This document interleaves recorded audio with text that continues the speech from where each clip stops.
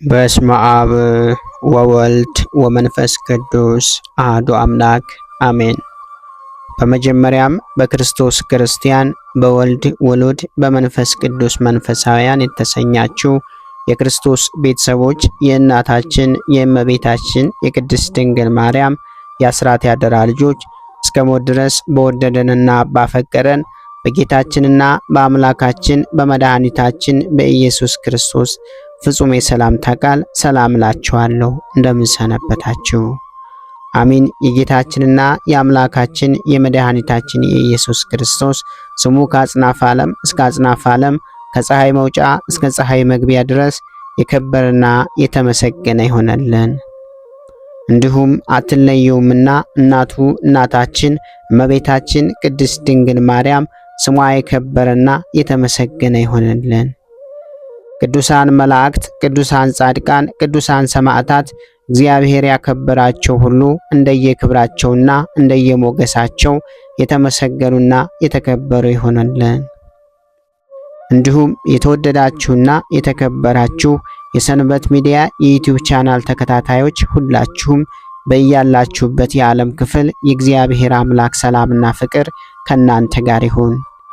ይህንን መርሃ ግብር በየሥራ ቦታችሁ በየመኖሪያ ቤታችሁ ሆናችሁ በእምነት የምታደምጡ የቅዱሳኑ ረድኤትና በረከት ከእናንተ ጋር ነው። እንዲሁም ከጠላታችን ከዲያብሎስ እስራት እንፈታለን፣ ከያዘንም ደዌ እንድናለን። ሁላችሁም የሰንበት ሚዲያ ዩቲዩብ ቻናል ተከታታዮች በሀገር ውስጥም በሀገር ውጭም ያላችሁ ይህንን መንፈሳዊ ቻናል ሁልጊዜ በየዕለቱ ሰብስክራይብ፣ ላይክ፣ ሼር በማድረግ አገልግሎቱን እንድትደግፉና ያላችሁን ሐሳብና አስተያየት በኮመንት ስር እንድታስቀምጡልን እንጠይቃለን። እንዲሁም የየዕለቱን መርሃ ግብሮች ሁልጊዜ በዚህ ቻናል ስለምንለቅ መርሃ ግብሮቹን በቻናላችን በመግባት እንድትከታተሉ ስንል በአክብሮት እንጋብዛለን። በድጋሚ እግዚአብሔር አምላክ ሰላምና ፍቅር ከእናንተ ጋር ይሁን። እንኳን በታኅሳስ 30 ቀን ታስበውና ተከብረው ለሚውሉ ለቅዱሳን በዓላት በዚች ቀን በአባ መቃርስ ገዳም በአስቄጥስ አበምኔት የሆነ የከበረ አባት አባ ዮሐንስ ያረፈበት የዕረፍቱ መታሰቢያ በዓል በሰላም አደረሳችሁ አደረሰን። አባ ዮሐንስ ዘአስቄጥስ። ይህ አባት በተሾመ ጊዜ ቤተ ክርስቲያን በራች፣ ለብዙ ቅዱሳንም አባት ሆነ። እርሳቸውም ውስጥ ታላላቅ ከዋክብት የሆኑ አባ ጋርጊና አባ አብርሃም፣ የሀገረ ተሙዝ ኤጲስቆጶስ አባ ሚናስ፣ የሀገረ ሰሃ አባ ዘካርያስ፣ ለብዙ ሰዎች ነፍሳት ወደብ የሆኑ እነርሱን የመሰሉ ሌሎች ብዙዎችም አሉ። ለሕዝቡ ቅዱስ ቁርባንን በሚያቆርብ ጊዜ ኃጢአተኛውና ጻድቁ ይገለጥለታል። ከቅዱሳን መላእክቶቹ ጋር ጌታችንን ኢየሱስ ክርስቶስንም በመሠዊያው ላይ ብዙ ጊዜ አይቶታል። በአንዲት ዕለት ስራው የከፋ አንድ ቄስ ወደ ቤተ ክርስቲያን ሲመጣ አየው። ከእርሱ ጋር ያሉ ብዙዎች ርኩሳን የረቀቁ አጋንንት ከበውት አፉ ውስጥ ልጓም አድርገዋል። ወደ ቤተ ክርስቲያንም ከመግባቱ በፊት የእግዚአብሔር መልአክ ከመሠዊያው ወጥቶ በእሳት ሰይፍ ከእርሱ ከቄሱ መናፍስት አሳደዳቸው። ቄሱም ወደ ቤተ መቅደስ በገባ ጊዜ መቀደሻውን የክህነት ልብስ ለበሰ፣ ሁለመናውም እንደ እሳት ሆነ። ቅዱሶም ለሕዝቡ ሥጋውና ደሙን አቀበላቸው። ልብሰ ተክህኖውንና የመቀደሻውን ሽልማት ከላይ አውልቆ ወደ ውጭ በወጣ ጊዜ እነዚያ የጠቆሩ መናፍስት ርኩሳን ተቀብለው እንደ ቀድመው አደረጉበት። አባ ዮሐንስም ይህንን ነገር ለመነኮሳቱ ሲያስረዳ እንዲህ አላቸው። በቅዳሴ አገልግሎት ጊዜ ለኃጢአተኛውና ለጻድቁ ቄስ ልዩነት የለም።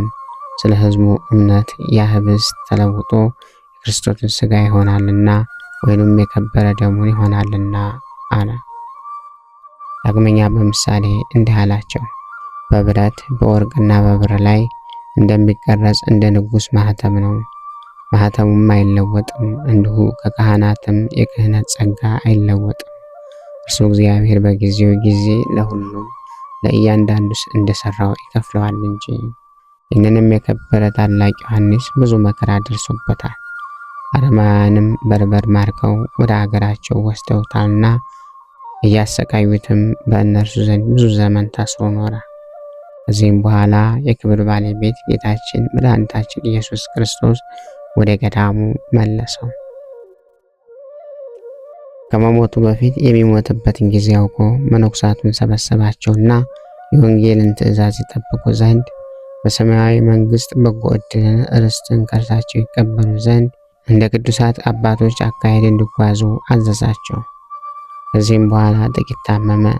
ነፍሱን ሊቀበሉ የቅዱሳን አንድነት ሲመጡ አያቸውና ፈጽሞ ደስ አለው። ነፍሱንም በእግዚአብሔር እጅ ሰጠ። መነኮሳቱ ወደ ከበረች ቤተ ክርስቲያን ተሸክመው ወስደው በመዘመርና በታላቅ ምስጋና ገንዘው ቀበሩት። እርሱንም ከመውደዳቸው የተነሳ ከተገነዘበት ልብስ ቆርጠው በእነርሱ ዘንድ አኖሩት። ለሚታመሙ ሁሉ የሚፈውስ ሆነ። የዚህም አባት ዕድሜ 90 ዓመት ሆነ። በግቢቅ የሚሏት መኖሪያው እስከ ዛሬ ድረስ አለች። እግዚአብሔር ምስጋና ይሁን። እኛንም በዚህ ቅዱስ አባት ጸሎት ይማረን፣ በረከቱም ከኛ ጋር ትኖር ለዘላለሙ አሜን። በዚህ ዕለት ታስቦና ተከብሮ የሚውለው ሌላው ቅዱስ አባታችን አባ ዮሐንስ ብፁዕ ነው። በዚች ቀን ደግሞ የተመሰገነ አባ ዮሐንስ የዕረፍቱ መታሰቢያ ነው። ይህም ተጋዳይ የምንኩስና ልብስን ከለበሰ ጀምሮ የትንቢትና በሽተኞችን የመፈወስ ሀብት ተሰጠው። ዜናውን በሀገሩ ሁሉ ተሰማ። የአባ ዮሐንስ ሁልጊዜ የሚጎበኘው አንድ መኮንን ነበረ። የመኮንኑ ሚስት ወደ አባ ዮሐንስ ዘንድ እንዲወስዳት ባሏን ትለምነውና ታስገድደው ነበር። እርሱም የከበረ አባ ዮሐንስ ከ40 ዓመት ጀምሮ የሴቶችን ፊት አላየም።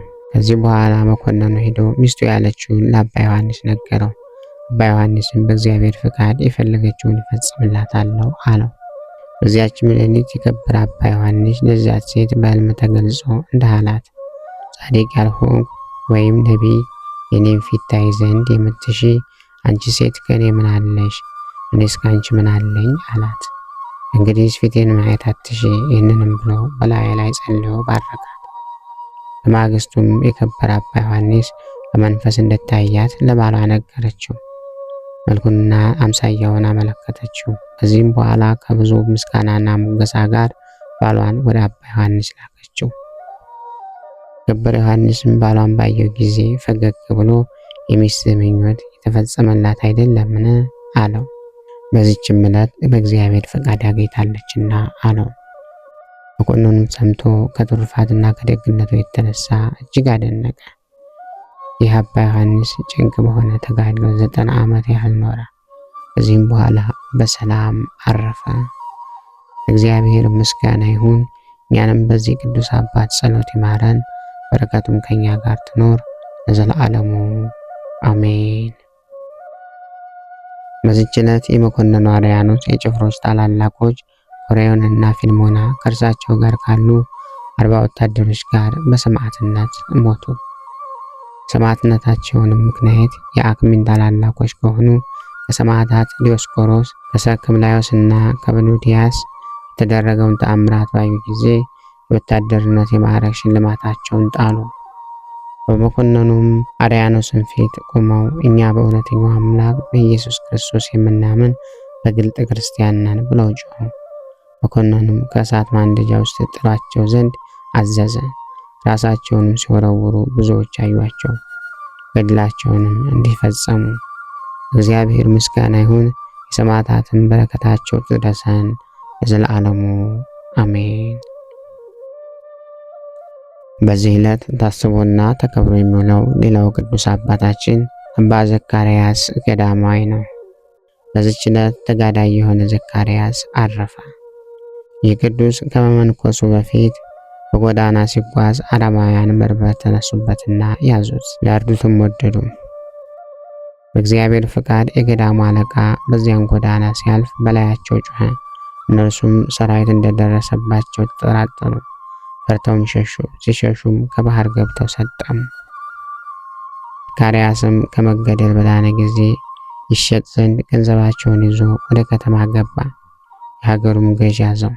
ሌባ እንደሆነ አስቦ ሊገድለው ወደደ፣ ግን ስራውን ባወቀ ጊዜ ተወው። ከዚህም በኋላ ወደ አባ ጳኩሚስ ገዳም ሄዶ የምንኩስና ልብስ ለበሰ። ሰይጣንም እስከ ቀናበት ድረስ በጾም በጸሎት ተጠመደ።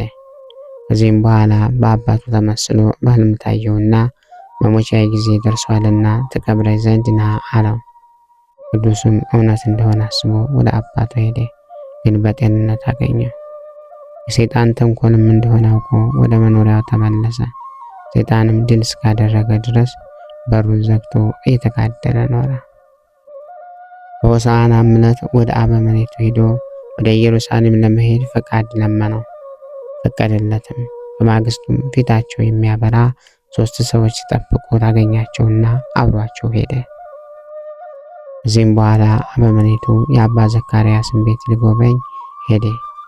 3 ታላላቅ ዘንዶዎችም በምድር ላይ ሲርመሰመሱ አግኝቶ ባያቸውም ጊዜ ፈራቸው። እነርሱም በስሙ ጠሩት። ወደ እነርሱም ዘወር ሲል አባት ሆይ ሲመግበን የነበረ ጌታችን ዘካርያስ ከዚህ ወዴት ሄደ ብለው በሰው አንደበት ተናገሩ። አበምኔቱም ሰምቶ አደነቀ፣ መብልንም ሰጣቸው። አባ ዘካርያስም ወደ መናንያው ተመለሰ፣ በብዙ ተጋድሎ ኖረ። ከዚህም በኋላ በሰላም አረፈ።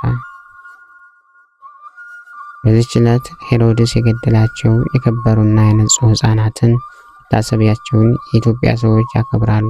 ዜናቸውም ጥር 3 ቀን ተጽፏል። የተባረከ የታኅሳስ ወር የሚነበብ ንባብ ደረሰ፣ ተፈጸመ። እግዚአብሔር ምስጋና ይሁን። ፈጣሪያችን አብ ወልድ እግዚአብሔር ምስጋና ይሁን። ፈጣሪያችን አብ ወልድ መንፈስ ቅዱስም በይቅርታውና በምሕረቱ በከበሩና በተመረጡ ነቢያትና ሐዋርያት አማላጅነት በሰማዕታት፣ በጻድቃን፣ በሊቃነ ጳጳሳት፣ በኤጲስቆጶሳት፣ በቀሳውስት፣ በዲያቆናት፣ በደናግል፣ በመነኩሳት፣ በቅዱሳን መላእክትም ልመና ይልቁንም በእመቤታችን በቅድስት ድንግል ማርያም አማላጅነት ርዕሰ ሊቃነ ጳጳሳት አባ መርቆሬዎስና አባ ማትያስን ይጠብቃቸው። ሊቃነ ጳጳሳቱንም ሁሉ ይጠብቅ። ከሁሉ በላይ የምትሆን ሐዋርያት ሰብስበው አንድ ያደረጓት የአንዲት ቅድስት ቤተ ክርስቲያን ልጆች ይሆን ሁላችንም ይጠብቀን ዘንድ ለዘላለሙ አሜን። በታኅሳስ 30 ቀን ታስበውና ተከብረው የሚውሉ ዓመታዊ የቅዱሳን በዓላት አባ ዮሐንስ አበምኔት፣ አባ ዘካርያስ ገዳማዊ፣ አባ ዮሐንስ ብፁዕ 144,000 ሕፃናት ሄሮድስ የገደላቸው ናቸው። ወርሃዊ በዓላት ደግሞ ቅዱስ ማርቆስ ሐዋርያ፣ ቅዱስ ዮሐንስ መጥምቀ መለኮት፣ ቅዱስ ጎርጎርዮስ ነባቤ መለኮት፣ ቅድስት ሶፊያ ሰማዕት፣ አባ ሳሉሲ ክቡር ጻድቅ ናቸው። ስለዚህ የልቦናችሁ ወገብ ታጥቃችሁና በመጠን ኑራችሁ ኢየሱስ ክርስቶስ ሲገለጥ የምታገኙትን ጸጋ ፈጽማችሁ ተስፋ አድርጉ። እንደሚታዘዙ ልቦች ባለማወቃቸው አስቀድሞ የኖራችሁበትን ምኞት አትከተሉ። ዳሩ ግን እኔ ቅዱስ ነኝና ቅዱሳን ሁኑ ብሎ ስለተጻፈ የጠራችሁ ቅዱስ እንደሆነ እናንተም ደግሞ በኑራችሁ ሁሉ ቅዱሳን ሁኑ። አንደኛ ጴጥሮስ ምዕራፍ 1 ከቁጥር 13።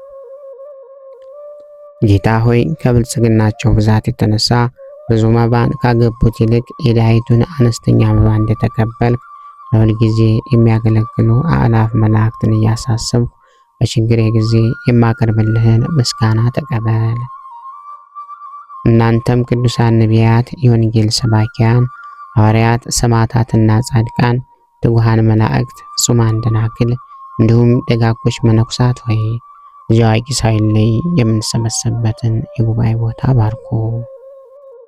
ይህንን መጽሐፍት አዘጋጅቶ ብራና ዳምጦ የጻፈውና ያጻፈውን ከግዕዝ ወደ አማርኛ የተረጎመውን ቃለ ንባቡን በእርጋታ መንፈስና በተመስጦ ሕሊና ያዳመጠ በደለኛን ሁሉ የምታስምር የጌታ እናቱ በማርያም ጸሎት ኢየሱስ ክርስቶስ ሆይ በአንድነት ይማረን።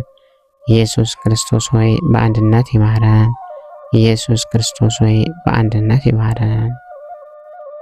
ልብህን በእርጋታ ኑረው። የሁሉም መጨረሻና የሁሉም አገልጋይ ለመሆን በጣም ትጋ። ለከንቱ ንግግር ዘገምተኛና ሰነፉን ነገር ግን የቅዱሳት መጽሐፍትን ቃል በማወቅ በመስማት ድህነትን የሚሰጡ ናቸውና ብልህ ሁን። ታላቁ ባስልዮስ ዘቂሳርያ። ክብር ምስጋና ይሁን አንድ አምላክ ለሚሆን ለአብ ለወልድ ለመንፈስ ቅዱስ ስም እስከ ዘለዓለሙ አሜን።